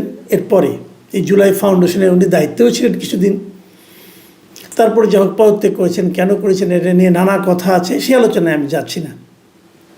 কাজেই রাজনীতিতে এই নামটা, এই ক্যারেক্টারটা অবশ্যই একটা বিএনপির জন্য একটা প্লাস পয়েন্ট হিসাবে আমি মনে করি হয়েছে। পাশাপাশি স্নিগ্ধর জন্য এটা একটা প্লাস পয়েন্ট, একটা বড় দলে উনি যোগ দিতে পেরেছেন, এ পর্যন্ত ঠিক আছে। কিন্তু তারপর শুনলাম তিনি নাকি উত্তরার থেকে বিএনপির ক্যান্ডিডেট হচ্ছেন। এটা শুনে আমি প্রথমে একটু হোঁচট খেলাম এই কারণে যে স্নিগ্ধ তো আগে বিএনপি করতেন না, কখনোই করতেন না। তাহলে উত্তরাতে এই যে আওয়ামী লীগের 15 বছর, আওয়ামী লীগের যে 15.5 বছর সময় শাসনকাল, এই সময় আওয়ামী লীগ যে বিএনপি নেতা কর্মীদের উপর যে নিদারুণ টর্চার করেছেন, এই টর্চারের সময়টাকে, দলটাকে ওখানে ধরে রাখা, এই সমস্ত কাজে দলকে ধরে রাখা, দলকে উদ্দীপ্ত করা, অথবা দলের হয়ে কোনো না কোনো কাজ করা, এই কোনো কাজে গত 15.5 বছর কি মীর মাহবুবুর রহমান স্নিগ্ধের কোনোরকম ভূমিকা ছিল না। এখন যদি স্নিগ্ধ সামনে বিএনপির নমিনেশন পেয়ে যান, উনি নির্বাচিতও হবেন, এবং তখন কিন্তু এই এলাকায় বিএনপির যারা রাজনৈতিক নেতাকর্মী যারা আছেন, তারা কিন্তু স্নিগ্ধকে নেতা মেনেই কাজ করতে হবে। তাদেরকে এমন একজন লোককে নেতা মানতে হবে যে লোকটা তাদের বিপদের সময় ছিল না, তাকে কোনো প্রশ্ন ওঠে না। উনি কি বিএনপির রাজনীতিটা খুব ভালো বোঝেন? যিনি রাজনীতি করেনি নাই তিনি কি করে বুঝেন আমি এটা মানব? তাহলে তাকে দেওয়াটা কেন? অনেক সময় এমন হয় যে এমন একজন মধ্যপন্থার লোককে আনতে হয় যে নাকি নির্বাচনে বিজয়ের ক্ষেত্রে ভালো ভূমিকা রাখে।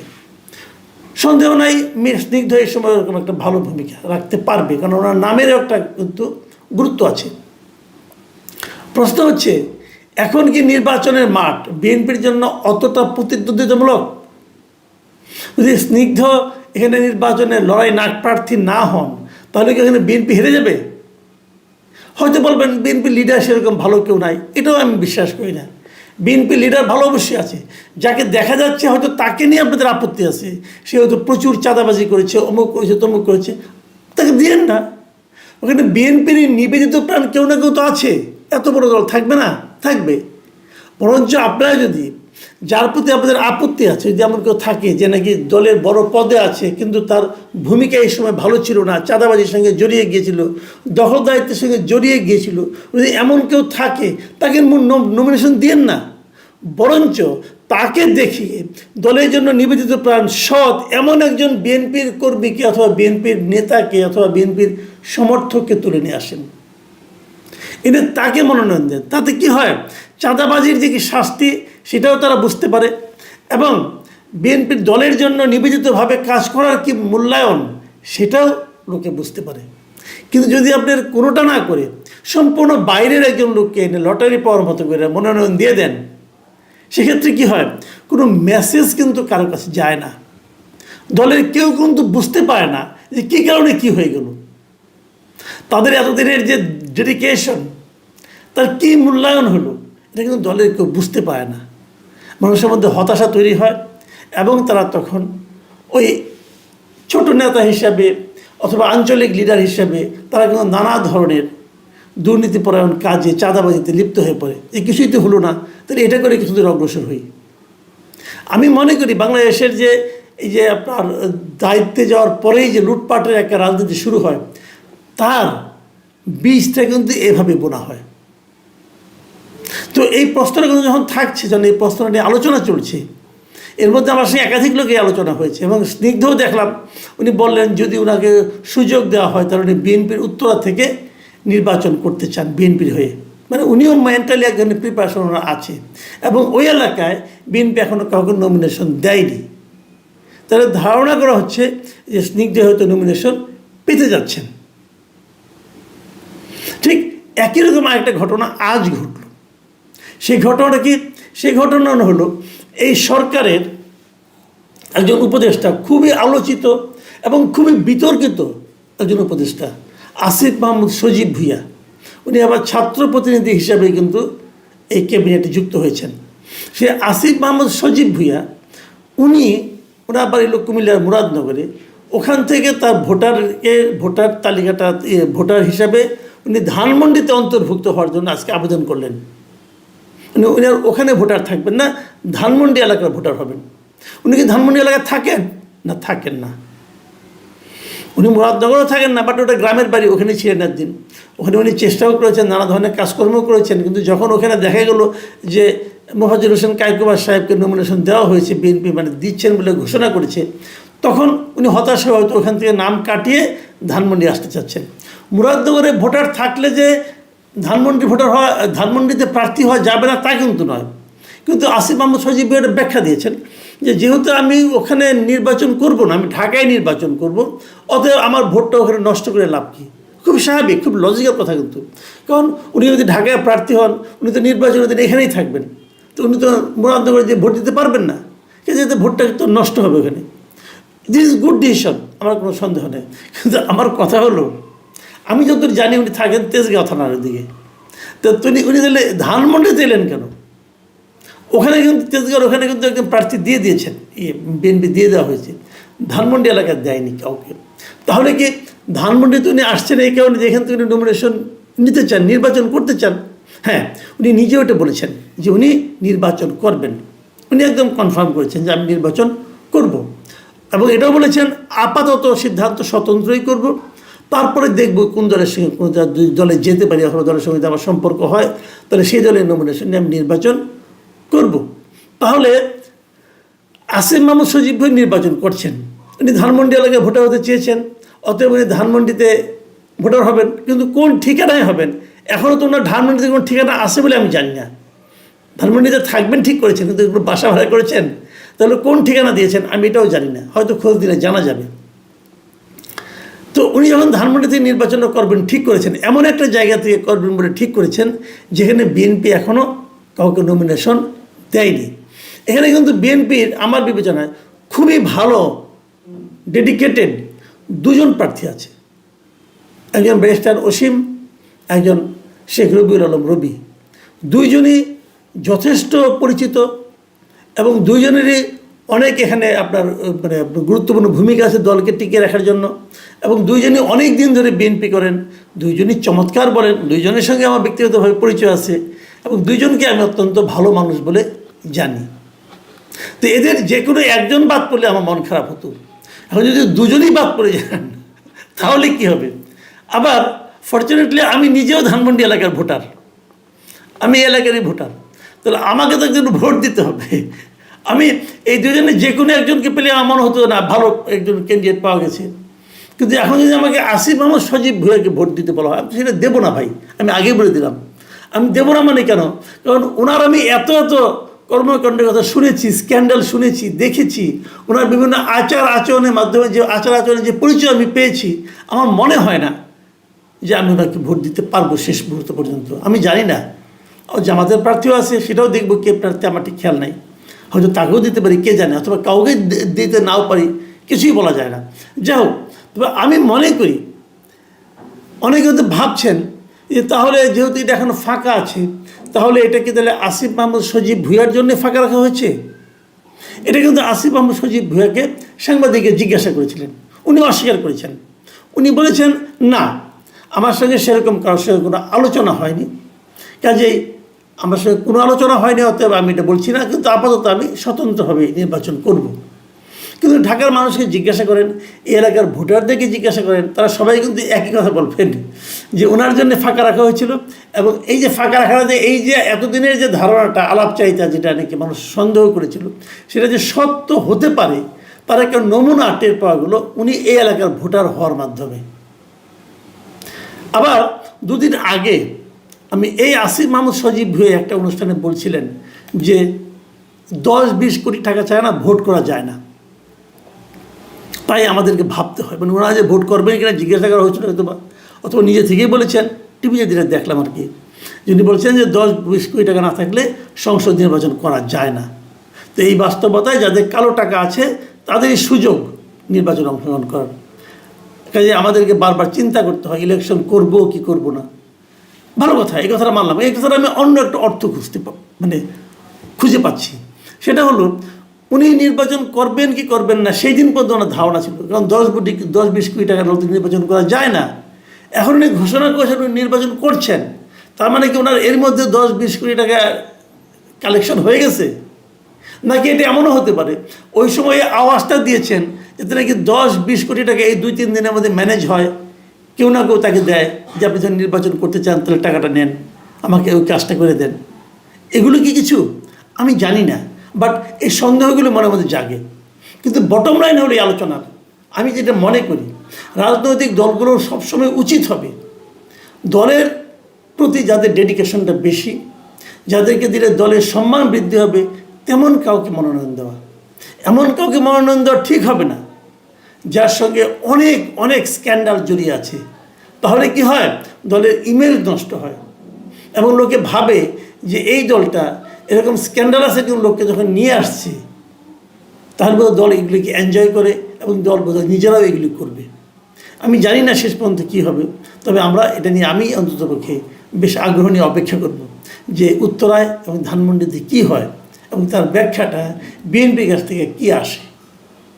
অনেক বড় খেয়াল করে দেখবেন, চোর চোট্টা ডাকাত বেঈমান তার বাড়ির পাহারাদার খুঁজা বেড়ায়, ইমানদার মানুষ খুঁজা বেড়ায় না।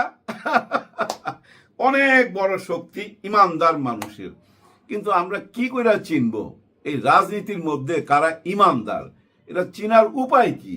একটাই উপায়, ওনারা কে কি কথা দিতেছে আর এই কথাগুলা ভবিষ্যতে রাখবে কিনা, অথবা অতীতে কে কি কথা দিছে ওই কথাগুলা তারা রাখছে কিনা। গত 54 বছরের হিসাব যদি আমরা সামনে নিয়ে আসি, কে কি কথা দিছিল আর ওই কথাগুলা পালন করছে কিনা। আবার বর্তমানে যারা কথা দিচ্ছে এই কথাগুলা তারা পালন করবে কিনা কি কইরা বুঝবো? হ্যাঁ ভাই, বোঝা যায়, কিছু কর্মকাণ্ড দেখলেই তো বোঝা যায়। দেখেন, এই যে ওবায়দুল কাদের সাহেব প্রায় বলতো, কিন্তু প্রায় বলতো, বিশেষ করে শেষের দিকে বেশি বলছে, ওই যে বিদায় নেওয়ার কিছুদিন আগে ছাত্রলীগের বা ছাত্রলীগের তো হ্যাঁ সবাই তারে ভুয়া ভুয়া বলছিল। ওই দিনও কিন্তু বলছিল যে কোনো কারণে যদি আওয়ামী লীগের পতন হয় তাহলে 10 থেকে 15 লক্ষ 20 লক্ষ মানুষ এই পৃথিবী থেকে বিদায় হবে। কেন বলছিল? তার ধারণা ছিল এই পতনের সঙ্গে সঙ্গে সারা বাংলাদেশে ঝাঁপায় পড়বে। কেন ঝাঁপায় পড়বে?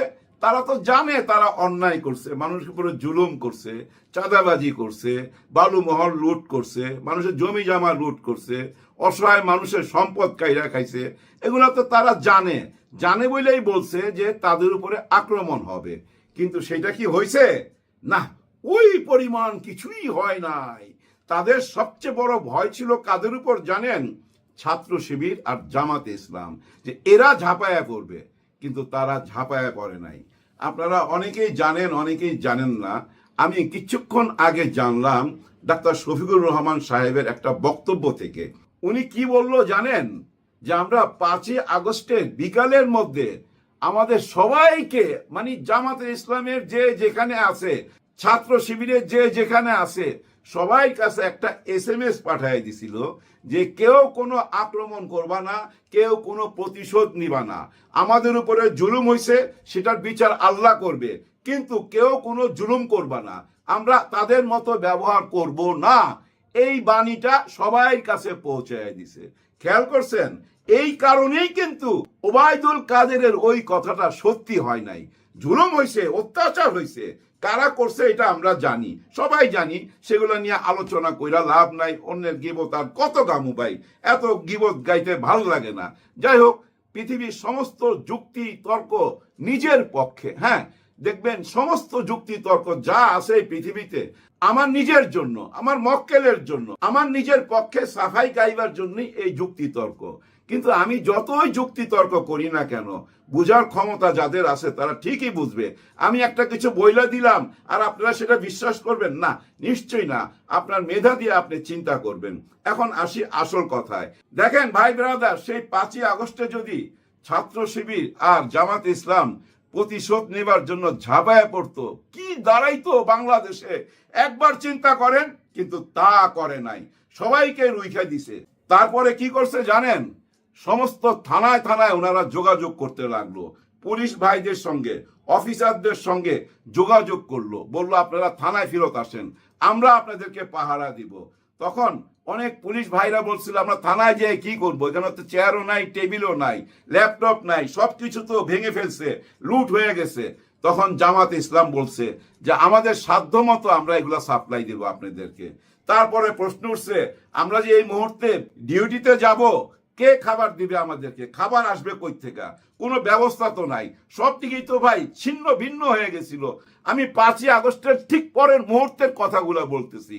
তখন জামাত ইসলাম থেকে বলছিল আমাদের যতখানি সমর্থ আছে ততখানি সমর্থ নিয়ে আপনাদের পাশে দাঁড়াবো, আমরাই খাওয়া সাপ্লাই দিব।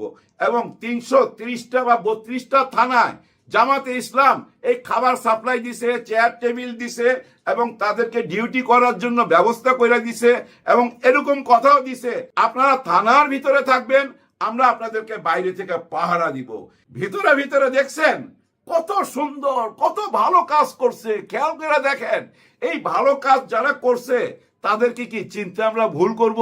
একবার চিন্তা করেন, ভিতরে ভিতরে কত সুন্দর কাজ করছে, কত ভালো কাজ করছে।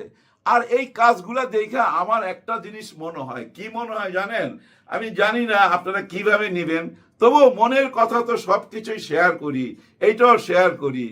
জামাতে ইসলাম যদি কখনো ক্ষমতা যায়, কখনো বলতে এই আগামী নির্বাচনে মনে করেন 151টা সিট পেয়ে গেছে, ধইরা নেন, নাও পাইতে পারে, ধইরা নেন, যদি 151টা সিট নিয়ে ক্ষমতা যায়, যা কি করতে পারে জানেন? একটা সাধারণ ক্ষমা ঘোষণা করতে পারে। এটা আমার নিজের কথা ভাই। কেন আমার এমন ধারণা হইলো? আমার এমন ধারণা হয়েছে ডাক্তার শফিকুর রহমান স্যারকে ফলো কইরা। উনার কথা থেকে আমি কোনো রকম প্রতিশোধমূলক কোনো কিছু পাই না, শুধু ক্ষমা আর ক্ষমা। আর সব কিছুর শেষে উনি উপরে তাকান, আল্লাহর উপরে ছেড়ে দেন এবং জনগণের উপরে ছেড়ে দেন। প্রতিহিংসার রাজনীতি উনার ভিতরে নাই। সবসময় দেখবেন উনি শুধু দেশ গড়ার কথা বলে এবং আগামী ভবিষ্যৎ আমাদেরকে তুলে দিতে হবে ইয়াংদের হাতে, যুবকদের হাতে। এইসব কথা বলে আরো কি বলে যে আমরা ক্ষমতায় আসলে আমরা ওই যে গাড়ির সুবিধা নিব না, সরকারি বাসায় থাকুম না, আমরা এখন যেভাবে চলি, এখন যদি আমরা রিক্সা যাই তখনও রিক্সায় যাব, আমরা নিরাপত্তার জন্য ভাবি না, আমাদের নিরাপত্তা দিবে জনগণ। এই ধরনের কথা যদি কেউ বলে, এই কথাগুলো আমাদেরকে বিশ্বাস করতে হবে, কারণ তাদেরকে তো আমরা পরীক্ষা করি নাই, তাদেরকে পরীক্ষার মধ্যে ফেলতে হবে। তো পরীক্ষার মধ্যে ফেলা দেখতে হবে তারা এই কথাগুলো রাখে কিনা। তবে ওই আমি যেটা বললাম, আমার মনে হয় ডাক্তার শফিকুর রহমান স্যার আইসা সাধারণ একটা ক্ষমা ঘোষণা করবে। কাদেরকে এই ক্ষমা ঘোষণা করবে? আওয়ামী লীগকে। হ্যাঁ ভাই, আওয়ামী লীগকে সাধারণ ক্ষমা ঘোষণা করবে। যারা যারা অপরাধ করছে, অন্যায় করছে, তাদের বিচার তো শুরু হয়ে গেছে, এবং এই 13 তারিখে আপনারা বুঝতে পারবেন অন্তত 3 জন, এই 3 জনের রায় তো আসতেছে। সরকার বলছিল, ডক্টর ইউনূস স্যার বলছিল বিচার দৃশ্যমান হবে, সে দৃশ্যমান হয়ে যাবে। আর ওই দৃশ্যমান হওয়ার পর এই নির্বাচনটা কিভাবে হবে, হ্যাঁ না ভোট, গণভোট, সব কিছু সামনে চলে আসবে। ওগুলো নিয়ে আর ভাবতে চাই না। আমি কেন ক্ষমার কথা বললাম সেটা নিয়ে একটু আলাপ করতে চাই। দেখেন ভাই ব্রাদার, এই দেশে আওয়ামী লীগকে অস্বীকার যাইতে পারবেন কেউ? আপনারা অস্বীকার যাইতে পারবেন না। আওয়ামী লীগের হাজার দোষ আছে, কিন্তু যাদের দোষ আছে তারা তো পলাতক, আর যারা আছে তারা তো সাপোর্টার। তারা একদিন এই আওয়ামী লীগকে নিয়ে সামনে আসবে। যে দলটা স্বাধীনতার সাথে জড়িত, ওই দলটাকে খেয়ে দেওয়া ঠিক হবে না। হ্যাঁ, খেয়ে দেওয়া ঠিক হবে না। বহির্বিশ্বে যে মেসেজটা যাবে, ওই মেসেজটা সঠিক যাবে না। এখন যদি কেউ মনে করে যে না, আইন দিয়া, জুলুম কইরা, লাঠি দিয়া বাইরায়া তাদেরকে দাবায় রাখুম, মানে আওয়ামী লীগের কথা বলছি, তাদেরকে দাবায় রাখুম, দাবায় রাখা যাবে না। এখন বলতে পারেন যে ভাই, ওরা যেভাবে জুলুম করছে, যেভাবে বাইরে সোজা করছে, এইভাবে বাইরে এদেরকে দাবায় রাখতে হবে। না ভাই, বেশি দিন দাবায় রাখতে পারবেন না। কারণ কি, অনেক পুরাতন একটা দল, ইতিহাসের সাথে জড়িত একটা দল। কিন্তু এই দল থেকে শেখ হাসিনা মাইনাস হয়ে গেলে, শেখ হাসিনা ছাড়া এই দলটা কতখানি শক্তি পাবে? পাবে না ভাই, একদম দুর্বল হয়ে পড়বে। তারপরও এই দলটাকে সাধারণ ক্ষমার মাধ্যমে এই দেশে আবার প্রতিষ্ঠিত করতে হবে। কেন আমি বারবার ক্ষমার কথা বলতেছি জানেন? এই সাধারণ একটা ক্ষমার ঘোষণা যদি না আসে, এই দেশে শান্তি আসবে না। আপনি কজনকে ধরে জেলে ঢুকাবেন? এর মধ্যে তো ভাই হাজার হাজার ঢুকাইছেন, এত জেলখানা কই পাবেন? আর এরা জেল থেকে বাইর হইয়া আবার দেখবেন ওই আচরণই করবে। আর এই যে লুকায়া লুকায়া বিভিন্ন গ্রামগঞ্জে এত পুলিশ পাইবেন কই? কই থেকে খুঁজে বাইর করবেন? দূর থেকে ককটেল মারবে, ওই দিক থেকে ইট মারবে। এত বড় দলকে নিষিদ্ধ করে রাখলে হবে কি জানেন? পরে গোপন দল বানাবে, হ্যাঁ, সন্ত্রাসী দল হয়ে যাবে। এত বড় দলকে নিষিদ্ধ করে রাখা যাবে না বলেই জাতিসংঘে থেকে কিন্তু ইঙ্গিত দিছে শেখ হাসিনার ফাঁসি হওয়া যাবে না, আর এই দলটাকে নিষিদ্ধ করা যাবে না। মানে ফাঁসি, ওই বিচারটা চায় না। আজীবন জেল দিয়ে দেন, কোনো অসুবিধা নাই, ফাঁসিটা চায় না। এটা মানব অধিকারে যায়ও না, ওনারা এটা পছন্দ করে না। বহু দেশে ফাঁসির সিস্টেম নাই ভাই, সারা জীবনের জন্য জেল দিয়ে দেয়। ওইটাই চাইছে কিন্তু জাতিসংঘ। আর এই দলটাকে নিষিদ্ধ করে দিবেন, এইটাও কিন্তু চায় না। কেন চায় না? ভবিষ্যতে নিষিদ্ধ দল দেশে অশান্তি কইরা বেড়াবে। আর ওই অশান্তিটা থামাইবার জন্যই আমি বললাম আমার ব্যক্তিগত চিন্তা ভাবনা থেকে, যে জামাতে ইসলাম যদি ক্ষমতায় আসে, ডাক্তার শফিকুর রহমান স্যার নেসলেন ম্যান্ডেলার মতো একটা সাধারণ ক্ষমা ঘোষণা কইরা দিতে পারে। এটা আমার ব্যক্তিগত ধারণা। আর ওই সাধারণ ক্ষমা যদি ঘোষণা কইরা দেওয়া হয়, এই দেশটা সঠিক পথে চলে আসবে ভাই। কারোর মধ্যে আর মারামারি, হানাহানি থাকবে না। এই যে 13 তারিখ নিয়ে দেখেন কত কিছু শুনতেছেন, লকডাউন হবে, এই হবে, ওই হবে। কারা প্রতিরোধ করবে? 50টা থানায় রেড অ্যালার্ট জারি করা হয়েছে, পুলিশ রাস্তায় নেমে গেছে, 7 থেকে 8 হাজার পুলিশ রাস্তায় এই মুহূর্তে আছে। কিন্তু এইভাবে কি বছরের পর বছর চালানো যাবে? চালানো যাবে না। যার জন্য আমি ওই ইঙ্গিতটা দিলাম। আমারও ইঙ্গিতটার বাস্তবায়ন হইতে পারে যদি জামাতে ইসলাম ক্ষমতায় আসে। আর যদি বিএনপি ক্ষমতায় আসে, না, বিএনপি সাধারণ ক্ষমা ঘোষণা করবে না। কারণ কি জানেন? বিএনপি এখনো চাইবে, তখনও চাইবে। হ্যাঁ, বিএনপি চাইবে আওয়ামী লীগকে ধ্বংস করে দিতে, আওয়ামী লীগকে মাইনা নিবে না। এই যে 13 তারিখে লকডাউন করবে বলছে না, দেখবেন বিএনপির ছাত্র দল রাস্তায় নেমে যাবে ভাই। দেখবেন বিএনপি থেকে ভাই রাস্তায় প্রতিরোধ করবে। হ্যাঁ, এই আওয়ামী লীগের পোলাপানদের রাস্তায় প্রতিরোধ করবে এই বিএনপি। কারণ এক খাপে 2 তলোয়ার রাখা যায় না। তো খাপ তো একটা, সেটা কি জানেন? একাত্তরের খাপ, স্বাধীনতার খাপ। একাত্তরের স্বাধীনতার তো খাপ একটাই, ওই এক খাপের মধ্যে দুইটা তলোয়ার ঢুকানো যাবে না, একটা তলোয়ার ঢুকানো যাবে। একটা তলোয়ার তো 5ই আগস্টের পর সবাই ভাঙ্গা ফেলাইছে, মূর্তিগুলা ভাঙ্গা ফেলাইছে না শেখ মুজিবরের, ভাঙ্গা ফেলাইছে। তো এই মুহূর্তে তো ধ্বংসের দিকে, তার মানে কি এই অবস্থায় রাইখা দিতে চাইবে তারা, এটাই স্বাভাবিক। তাহলেই তো 71টা পুরাই ওনাদের হাতে চলে আসে। স্বাধীনতার পক্ষের একমাত্র দল ওনারা, ওই অঙ্কেতে বললাম। আর জামাতে ইসলাম যদি আসে তাহলে দেখবেন সাধারণ ক্ষমা ঘোষণা করে দিবে, সাধারণ ক্ষমা ঘোষণা করে সবাইকে বুকে নিয়ে নিবে, সবাইকে বুকে নিয়ে এই দেশটা গড়ার কাজে লেগে যাবে। এটা আমার ব্যক্তিগত ধারণা। আপনাদের ধারণা কি একটু মন্তব্য করে জানাবেন। আর আওয়ামী লীগ যারা করেন তাদেরকে আমি বলবো আমার কথাগুলো আপনারা চিন্তা করবেন, চিন্তা কইরা আগামী নির্বাচনে কাকে ভোট দিবেন সিদ্ধান্ত নিয়ে ফেলেন। কাদের কাছে আপনারা নিরাপদ আপনারা নিজেরাই চিন্তা করে বাইর করেন। 5ই আগস্টের পর অনেক কিছু ঘটছে, এই ঘটনাগুলো কারা ঘটাইছে আর কারা আপনাদেরকে সেভ করছে আপনারা নিজেরাই চিন্তা করেন। দেখেন না, সনাতন ধর্মের ভাই বোনেরা ওনারা কিন্তু সঠিক পথ বাইছা নিছে, ওনারা কিন্তু জামাত ইসলামকে সাপোর্ট দিচ্ছে। আপনারাও নিজেরা চিন্তা করে বাইর করেন, বিশেষ করে যারা আওয়ামী লীগ করেন কাদের কাছে আপনারা নিরাপদ। আর মাথায় রাখেন, ডাক্তার শফিকুর রহমান স্যার যদি ক্ষমতায় আসে, হ্যাঁ উনি যদি ক্ষমতায় আসে তাহলে কোনো প্রতিহিংসার রাজনীতি আর এই দেশে চলবে